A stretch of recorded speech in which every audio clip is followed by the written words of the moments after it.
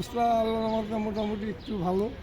এখন 20 দিন পর দেখি ওষুধ পানি খাইতেছি, ইকো করাবো। এখন ইকোর পরে কী রেজাল্ট দেয় এইভাবে আছি। জীবনযাপন চলে এইভাবেই, কাজ আছে, মানে কোনো রকম ছেলে আছে, ছেলে মনে করেন চাকরি করে, ছেলে দেখা খেয়াল রাখে, বড় ছেলে আমার খুব ভালোবাসে, সব ছেলেরাই ভালোবাসে আমাকে। ওইভাবেই আছি, ছেলেবেলাদের আদরে আছি, ছেলেবেলায় নিয়ে আসি। আলটিমেটলি তো অসুবিধা ইনশাল্লাহ আল্লাহর আমাকে মোটামুটি ডাল ভাত খেয়া যাইতেছি। এখন অসুবিধা হইলে তো আর ফিল্মে অসুবিধার কথা বলা যাবে না, বললেও কেউ দেবে না। ওইরকম ফিল্মে দেওয়ার লোক নাই, ওইরকমের মানুষ নাই, দেলালা লোক নাই, সব হলো মনে করেন দেল ছাড়া লোক, খালি উপরে চাপাবাজি করে, ভিতরে কিছু নাই। হ্যাঁ, মনে করেন সবাই তেল মাথায় তেল ঢালে, কিন্তু আসল জায়গায় কেউ হাত দেয় না। মনে করেন না হইলে মনে করেন 400 450 ছবি পেরিয়ে দিছি। বাংলাদেশে অনেক ছবি অবদান দিছি আমি। হ্যাঁ, দেশকেও অনেক ছবি দিছি, দেশ পয়সা কামাইছে, আমার ছবিতে টাকা কামাইছে না, দেশে কিন্তু এই টাকা নিয়েছে, সবাই বাণিজ্যিক করছে, কিন্তু বিনিময় কিছু পাই নাই। হ্যাঁ, এইভাবেই আসি যে জীবনটা ছিল, শিল্পী হব জীবনে শখ ছিল। যেরকম ফলো করতাম ওয়াসিম, সোহেল রানা ভাই, হ্যাঁ, আলমগীর সাহেব, তাদেরকেও ছোটোখাটো থেকে নায়ক রাজ্জাক সাহেব ফলো করতাম। তাদেরকে দেখে নেশা জাগছিল অভিনয়ের, শিল্পী হব, শিল্পী হয়েছি, শিল্পী অ্যাক্টর কার্ড পাইছি, এটাই গর্ব। এইভাবেই আসি শিল্পী জীবন নিয়ে, কিন্তু কিছুই পাই নাই। শিল্পায়ন দিয়ে গেছি, ফাইট করে গেছি, বিভিন্ন কমেডিয়ান করছি, বিভিন্ন চরিত্র করছি, বিভিন্ন রাপ চরিত্র করছি, অনেক ধরনের অভিনয় করছি, কিন্তু আজ পর্যন্ত মনে করেন আর এই বর্তমানে যেগুলো এখন ডাইরেক্টর আছে মনে করেন, তাদের মনে করেন তার ছবি তারা ওইরকমই করতে পারেও না, চলেও না। যেমন আগে যেমন ছিল আজহারুল ইসলাম ছিল, মতিন রহমান ছিল, সাইফুল আজম কাসিম ছিল, শাহিন সুমন ছিল, তারা হলো মনে করেন একটা ডাইরেক্টর। তারপরে হলো আপনার হলো হুমায়ুন আহমেদ স্যার ছিল, নায়ক রাজ্জাক সব ছিল, তারা ডাইকে কাজ করবে, কালকে আর বাসায় কাজী সাহেব আর কালে খান বাসায় বস, খাওয়া দাওয়া কর, কাজ কর, চল কাজে যাই। তাদের সাথে কাজ করছি তো। বিভিন্ন ডাইরেক্টর যারা মারা গেছে, পুরান ডাইরেক্টর, তারা ভালোবেসে কাজ করেছে। কারণ এই যুগের ডাইরেক্টররা তাদের মূল্যায়ন নাই, তারা ওই মূল্যায়ন দিতে জানে না। তারা জানে খালি নায়ক আর নায়িকা, কীভাবে নায়ক নায়িকা নেবে, কীভাবে নায়িকা নিয়ে তারা অভিনয় করবে, এটা নিয়ে গবেষণা করে। কিন্তু ফিল্মে যে কিছু গরম মশলা থাকে, বিভিন্ন আদা, মরিচ, রসুন রান্নার জন্য লাগে না, ওইসব জিনিস তারা ব্যবহার করে না।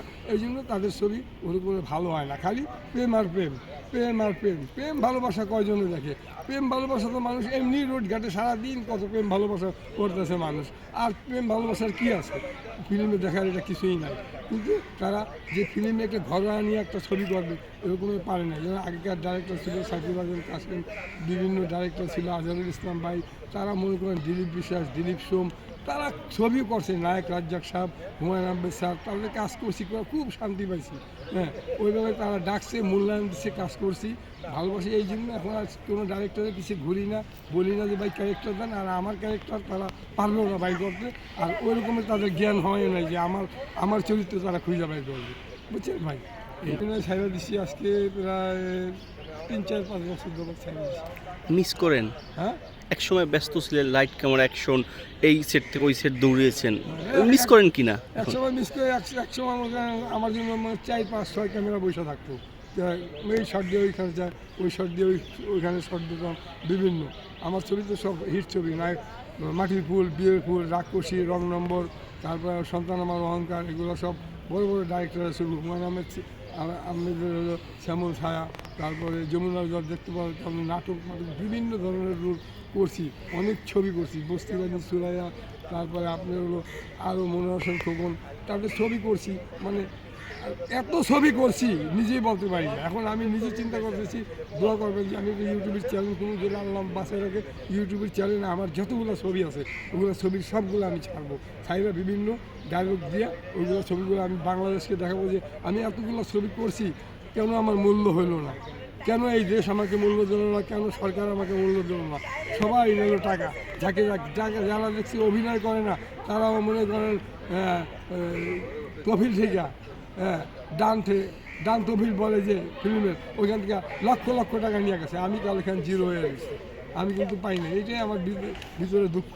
এমন ছবি আমি করছি, আমার ছবি যেগুলো ছবি দেখবে, যে কোনো ছবি, আমি নাম বলেন রাক্ষসী বলেন, মাটির ফুল বলেন, যে কোনো ছবি বলেন, মানুষ মনে করেন তারা দেখলে চিন্তা করবে যে আমি কোন ধরনের আর্টিস্ট। আমি তো ভুয়া কোনো ডাইরেক্টরের মনে করেন ছবি করি না, আমি বলছি সুপার হিট ডাইরেক্টর। তারা আমাকে ভালোবাসতো, তারা আমার একসাথে নিয়ে বসতো, তারা আমার নিয়ে খাইতো। নায়ক রাজ্জাক সব একসাথে বসে আমরা খাওয়া দাওয়া করছি একসাথে। কালীখান বস খা ভাই, হ্যাঁ হুমায়ুন আহমেদ স্যার কালীখান তুমি আসো ভাই কাজ করে দিয়ে যাও, শাওন ম্যাডাম কালীখান ভাই আসেন আপনি কাজ করে দিয়ে যান, কাজ করে দিয়ে আসছি বিভিন্ন। এটা আমার মুখে আমি এখানে চাপা পারি না।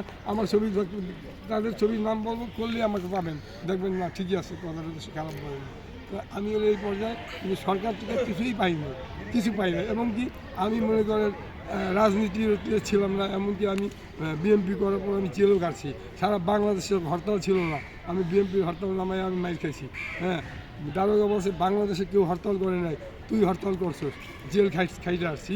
কিন্তু এখন দেখি বিভিন্ন যারা নেতা তারা কেউ দৌড় খায় নাই, ধাওয়া খায় নাই, তারা দেখেন ঠিকই পয়সা কামাই খাইয়া যেতেছে, কিন্তু আমি হিসাবে জিরো হয়ে রয়েছি। হ্যাঁ কিন্তু আমি কেউ পিছিয়ে ঘুরি না, আমি ওই চামচামির ভিতরে নাই, দালালির ভিতরে নাই, আমি সৎভাবে চলি। আমি কালী খান সবসময় একাই 100 আমি মনে করি।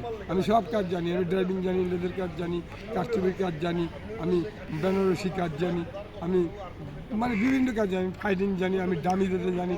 আমি এমন কোনো কমিটি গাড়ি ভিলেন বলেন, গাড়ি চালাইতে বলেন, সমস্ত কিছু অলরাউন্ডার আমি কালী খান। এখন